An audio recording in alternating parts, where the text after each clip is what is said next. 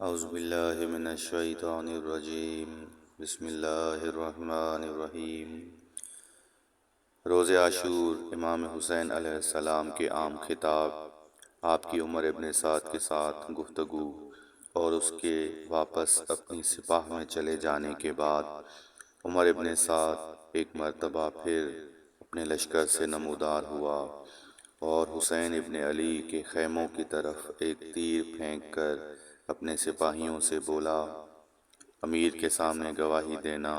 کہ حسین ابن علی کی طرف سب سے پہلا تیر میں نے پھینکا ہے۔ یہ منظر دیکھنے کے بعد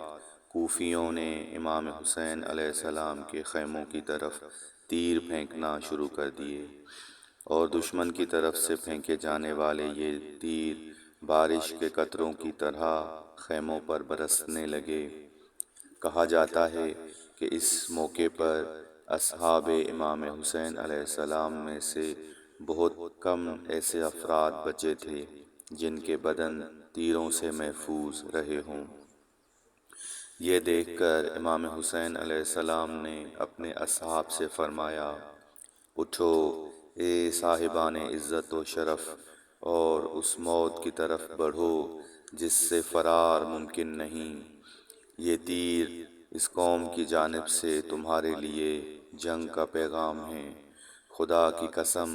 تم لوگوں اور جنت اور دوزخ کے درمیان بس موت ہی کا فاصلہ ہے،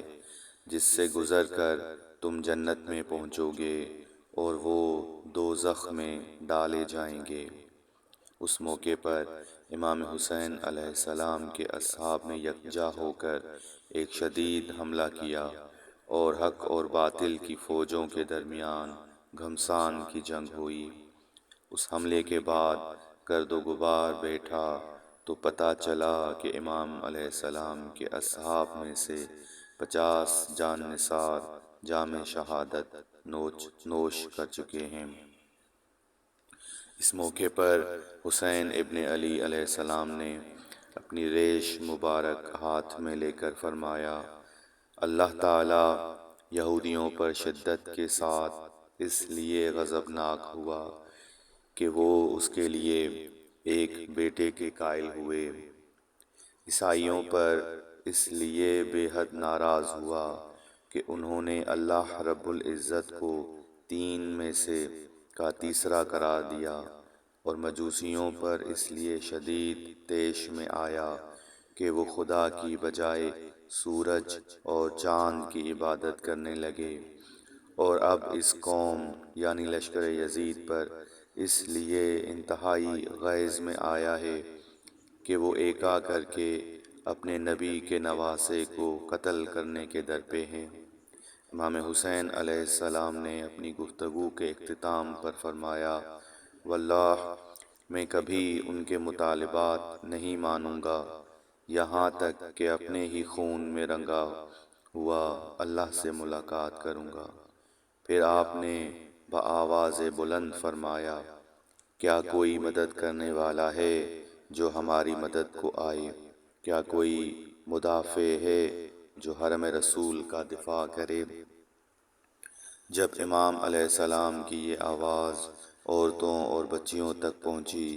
تو ان کے رونے کی صدائیں بلند ہونے لگیں۔ تاریخ میں نقل ہوا ہے کہ اس موقع پر لشکر کوفہ میں شامل سعد اور ابو الحتوف نامی دو بھائیوں نے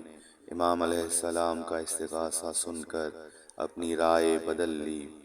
اور حسین ابن علی علیہ السلام سے جنگ کرنے کی بجائے ان کے لشکر میں شامل ہو گئے اور امام کی رکاب میں لڑتے ہوئے جام شہادت نوش کیا۔